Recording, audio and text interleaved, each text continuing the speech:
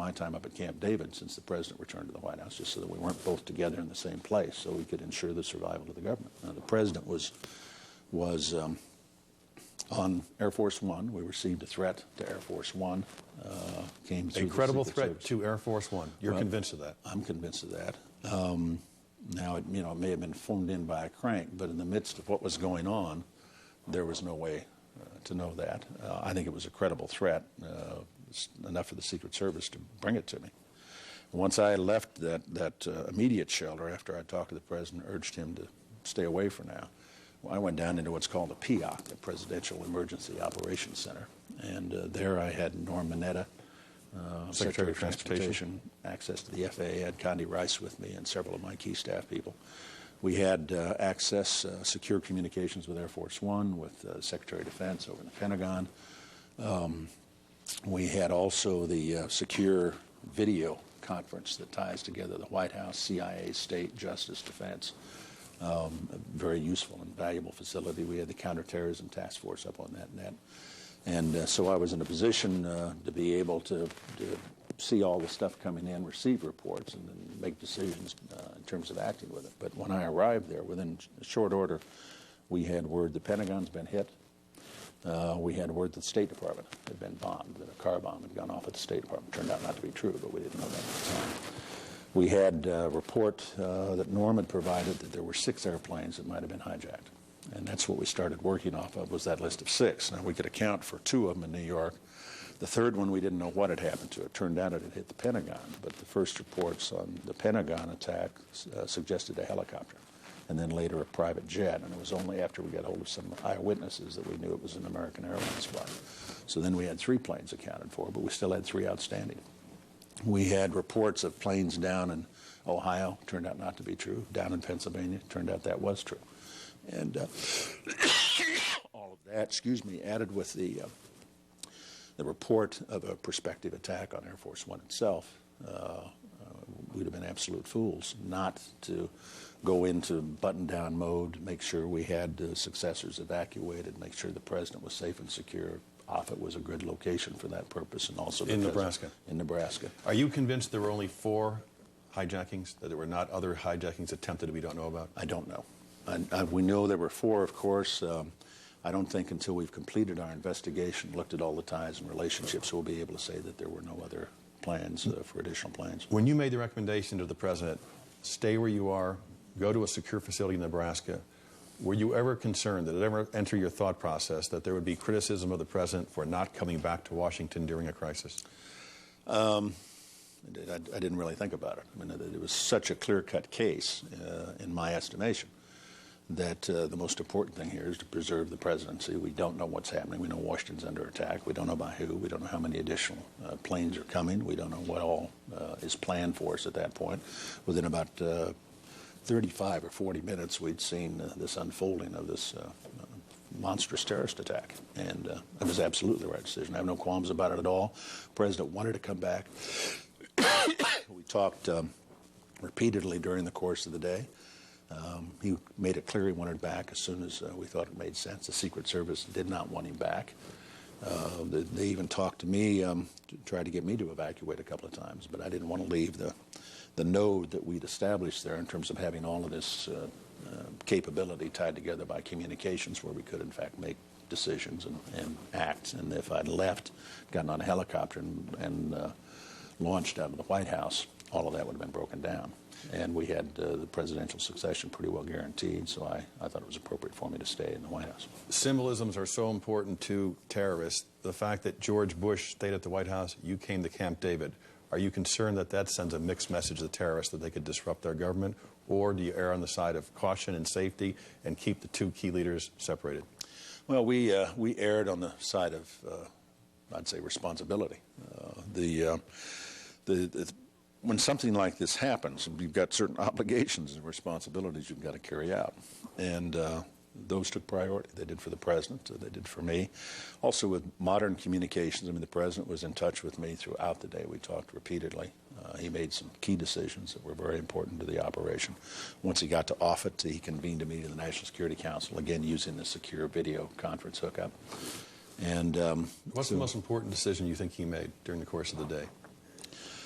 Well, I suppose the toughest decision was this question of whether or not we would intercept incoming commercial aircraft. And you decided?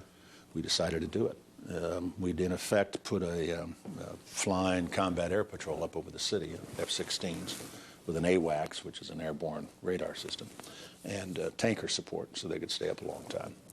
Doesn't do any good to put up a combat air patrol if you don't give them instructions to act if, in fact, they feel it's appropriate. So if the United States government became aware that a hijacked commercial airline was destined for the White House or the Capitol, we would take the plane down? Yes, the president made the decision on my recommendation as well, wholeheartedly concurred in the decision he made, that if the plane would not divert, if they wouldn't pay any attention to instructions to move away from the city, as a last resort, our pilots were authorized to take them out.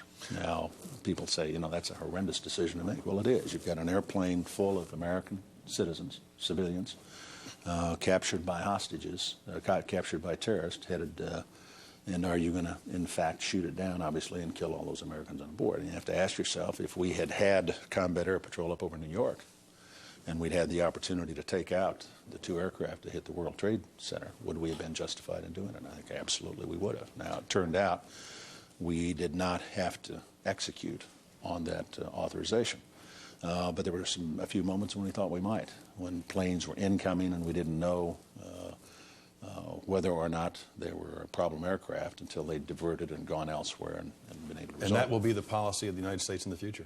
Well, the president will, I'm sure, make a decision if those circumstances arise again. It's a presidential level decision, and the president made, I think, exactly the right call in this case to say, I wished we'd had combat air patrol up over New York.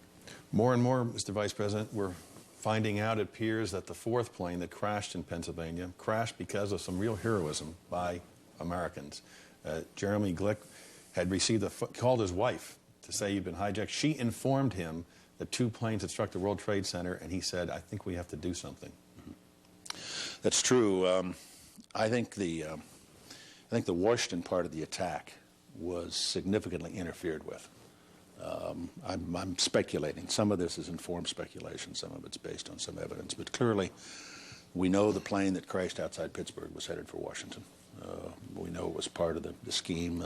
Mr. Glick and others, Mr. Burnett, were very courageous when they made that decision, knowing that they were doomed. And you've told his wife that, haven't you? I called Mrs. Glick yesterday, as a matter of fact. Haven't been able to reach Mrs. Burnett yet, but I want to call her too.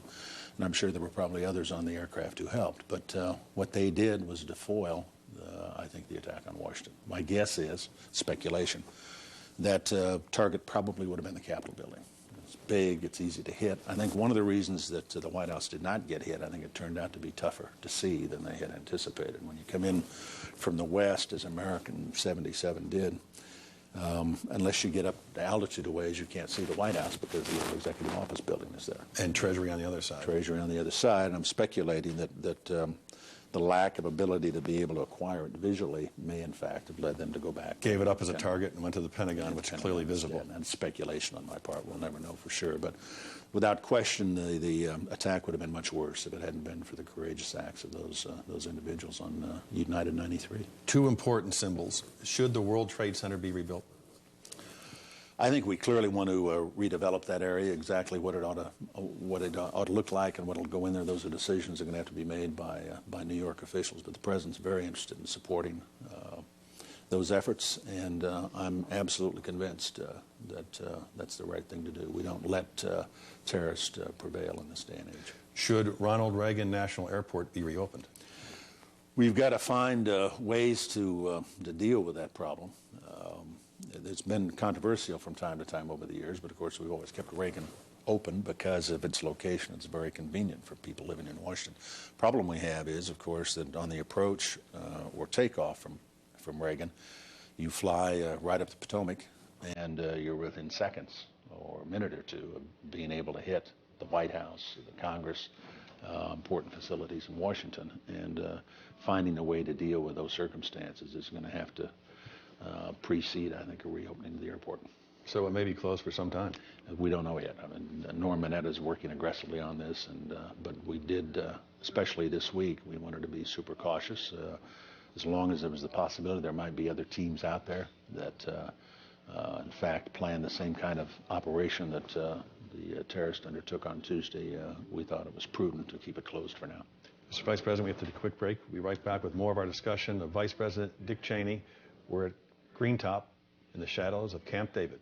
We'll be right back. What's inside this box? It's hard to tell just by looking at the outside, right? Same with people. Don't judge. It's astonishing. It's breathtaking.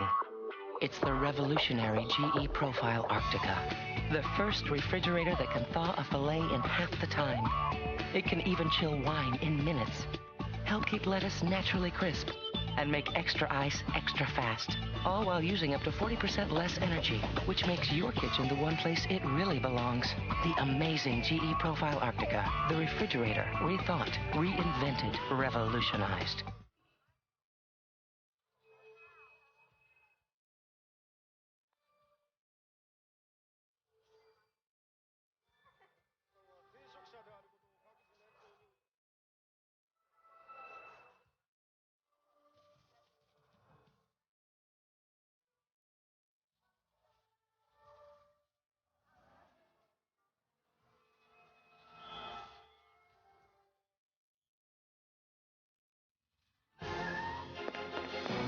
What's the problem, Lacey? We're running out of plastics for that cell phone contract. Okay, Miller, squeeze your suppliers. Costello, see if our Tokyo plant has any. Harmon, are you listening?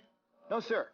I'm getting 10 tons of plastic delivered tomorrow. GE Polymerland, the 24/7 global website that can solve plastic problems instantly. Order today, take delivery right away. Thank you, Lacey, for hiring Harmon. GE Polymerland. A lot more questions for the Vice President of the United States, Dick Cheney, right after this. We want to live in our home. Not a nursing home. We want our children to care about us. Not for us. I want to grow old gracefully. With dignity.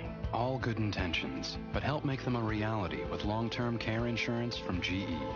GE gives you options, like care in your own home, to help preserve your independence and life savings. I want my grandchildren to inherit more. More than just memories. For long-term care insurance, think of GE. Monday, Wall Street goes back to work. How will America get back to business? A special 2-hour business center, tonight, 8 p.m. Eastern, only on CNBC. If you want to help. At NBC, our thoughts and prayers are with the people of America. They're coming through TAMP, Williams volunteers from all over the country, riding along pipeline routes, raising money for the United Way. Last year, $16 million. This year, even more. Please support your local United Way with a contribution that stays in your community. We don't think of it as charity. We think of it as our investment in a better world. Your favorite radio station doesn't play songs. WTOP Radio, Washington's news, traffic, and weather station.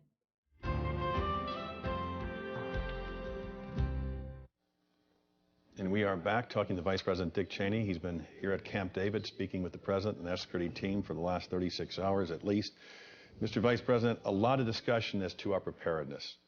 The first hijacking was confirmed at 8:20. The Pentagon was struck at 9:40.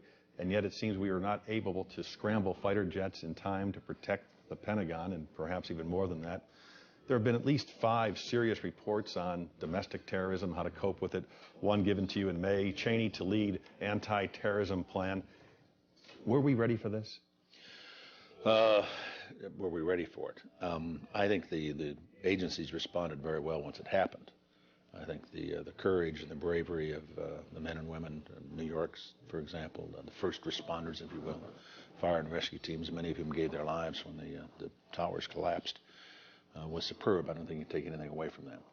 But the problem we have here, I mean, if you think about it from the standpoint of aircraft, do we train our pilots to shoot down commercial airliners filled with American civilians? No, that's not a mission they've ever been given before. Now we've got to think about that. With respect to the intelligence area, there'll be, I'm sure, a lot of sort of Monday morning quarterbacking, second guessing, if you will, about whether or not there was an intelligence failure. Clearly, we did not learn of this operation.